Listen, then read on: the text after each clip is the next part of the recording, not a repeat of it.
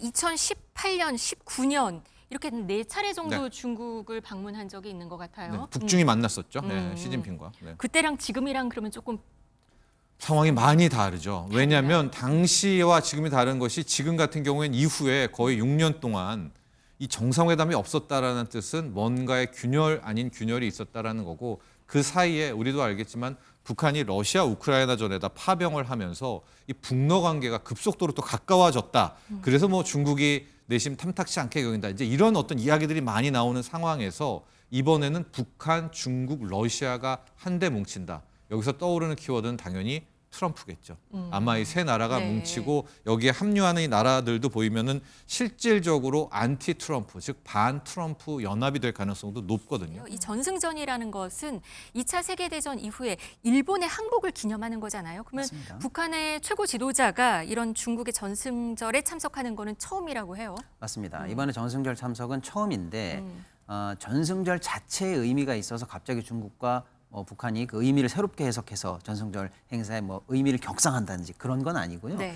아까 우리 정평론가님 말씀해 주신 것처럼 현재 국제 관계의 변화가 굉장히 크기 때문에 전승절을 매개로 북한 입장에서도 외교 무대에 다시 이제 외교 채널을 복원하고 국제 다자간 외교 무대에 컴백하려고 하고 있는 중요한 어떤 명분으로 삼고자 한다라는 게 의미가 더 클 것 같습니다. 네, 다음 달 3일은 중국 전승절 80주년 행사가 있는데요. 여기에 김정은 북한 국무위원장이 참석을 하게 되는 겁니다.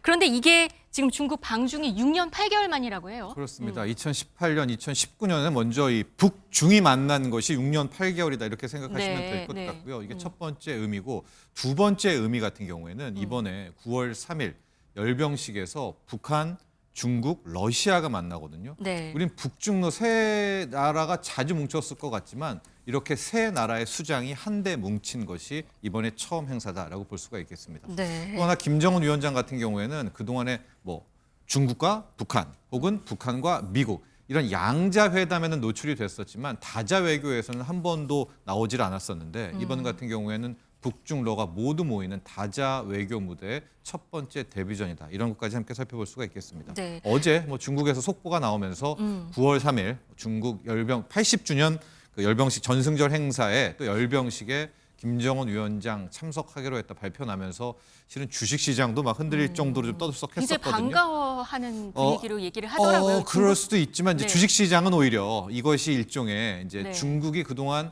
우리랑 좀 이제 잘해보려고 했다가 아예 약간의 전략 수정이 아닌가라고 해서 K엔터주라든가 뭐 관광 카지노들이 약간의 좀 조정 모습도 우리나라 보였었거든요. 주식시장 우리나라 말씀하시는 주식입니다. 거군요. 네, 네. 그런 상황도 좀 펼쳐 있어서 네. 특히 이제 9월 3일 북중러의 만남 이후에 이게 단순히 정치뿐만이 아니라 경제 쪽에서도 상당히 급물살을 탈 것으로 보입니다. 지금 아까 말씀하신 게 2018년, 19년 이렇게 4차례 정도 네. 중국을 방문한 적이 있는 것 같아요. 네, 북중이 만났었죠. 네, 시진핑과. 네. 그때랑 지금이랑 그러면 조금 상황이 많이 다르죠. 왜냐하면 당시와 지금이 다른 것이 지금 같은 경우에는 이후에 거의 6년 동안 이 정상회담이 없었다라는 뜻은 뭔가의 균열 아닌 균열이 있었다라는 거고, 그 사이에 우리도 알겠지만 북한이 러시아 우크라이나 전에다 파병을 하면서 이 북러 관계가 급속도로 또 가까워졌다. 그래서 뭐 중국이 내심 탐탁치 않게 여긴다. 이제 이런 어떤 이야기들이 많이 나오는 상황에서 이번에는 북한, 중국, 러시아가 한데 뭉친다.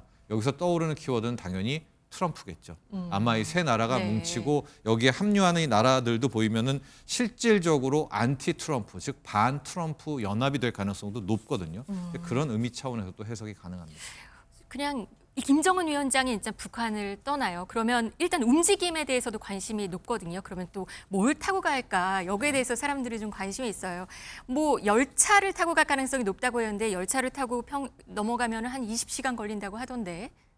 네, 그동안 김정은 위원장이나 북한 정상들이 중국을 주로 방문할 때는 네. 그 특유의 유명한 그 열차, 방탄 기능도 있고요. 네. 안쪽은 굉장히 화려하다고 얘기도 되어 럭셔리하더라고요. 있고요. 네.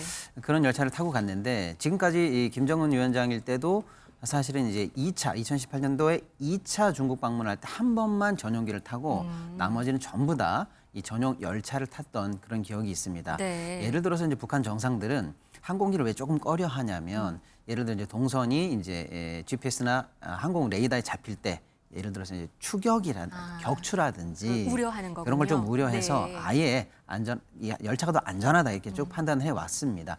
이번에도 아마 열차를 이용할 것으로 일단 전망이 되는데 네. 그 일단의 힌트가 나온 게 이제 중국 관련해서 현재 단둥 쪽 호텔에 쉽게 말하면 이제 리버뷰 강가 쪽 리버뷰의 외국인 투숙객의 예약이 현재 금지됐다라는 게 이제 공지가 됐다라는 소식이 단둥의 전해집니다. 중국의 한 호텔에 외국인들에 한해서는 그 그러니까 강을 그렇습니다. 보이는 객실이 그래서 일단 금지가 지상 됐다. 관련해서 이 김정은 위원장의 열차 등등등에 관한 모든 동선에 관해서 어느 정도 이제 보안 프로토콜이 가동된 거 아니냐라고 해서 이번에도 역시 열차 방문 유력해 보인다라는 게 힘을 얻고 있는 설입니다. 네.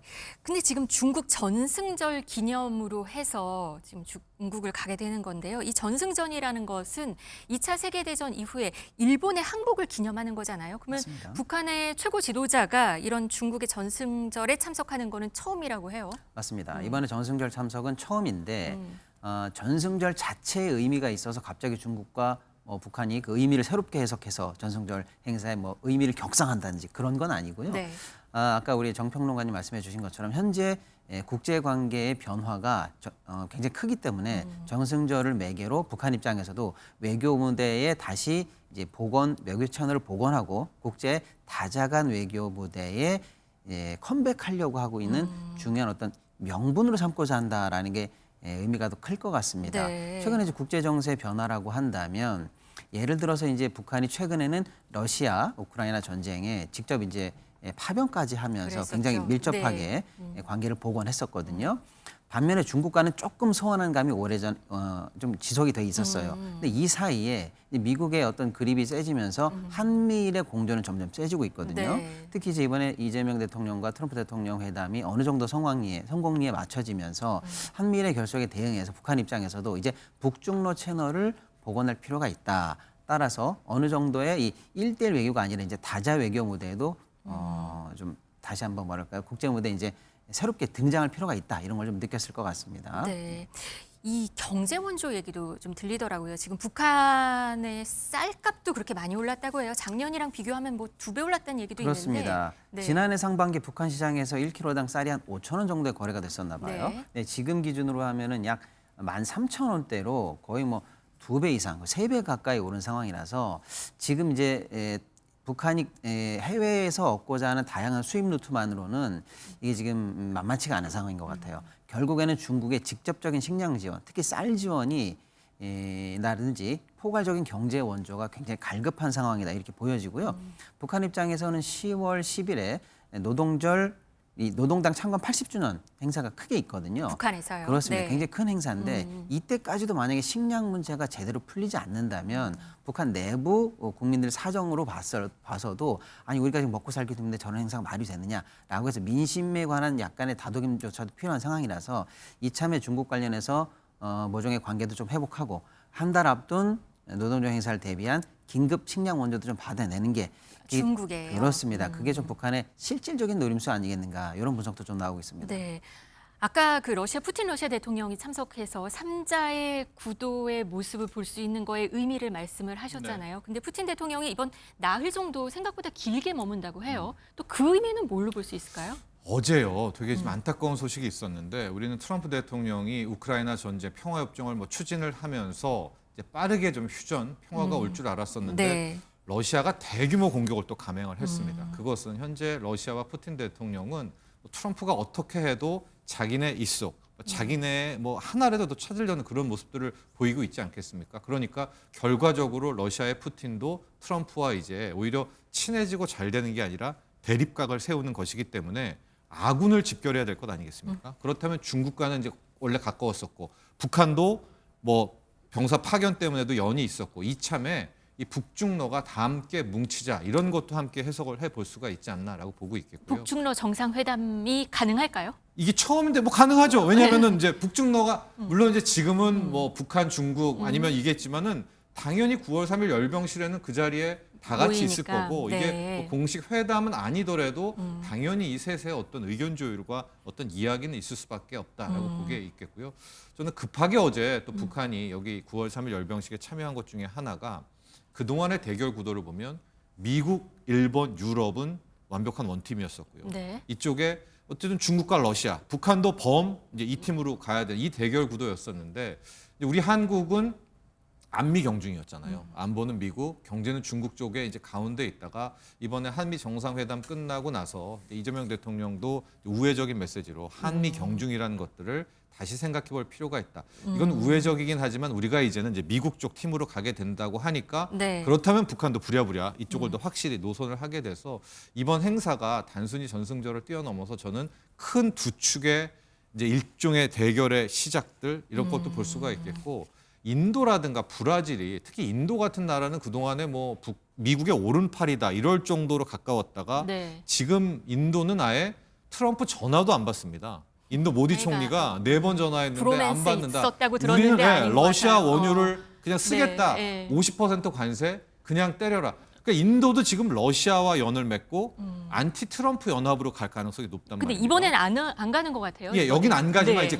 이제 구도를 말씀드리면 네. 그런 거죠. 그러니까 브릭스 나라들이 큰 틀에서 안티 트럼프 쪽으로 모이고 있기 때문에 이번에 북중러와 여기 뭐 인도 여기 갔다 안 갔다 문제가 아니라 네. 이 대결 구도라는 것이 이제는 굉장히 첨예하게 시작되는 구도였기 때문에 저는 그동안에 트럼프 대통령이 뭐 마가 외치고 승승장구하고 거칠 게 없게 갔겠지만 이제부터는 상당 부분의 태클이 들어온다라는 그 시발점이라고도 예상할 수가 있겠습니다.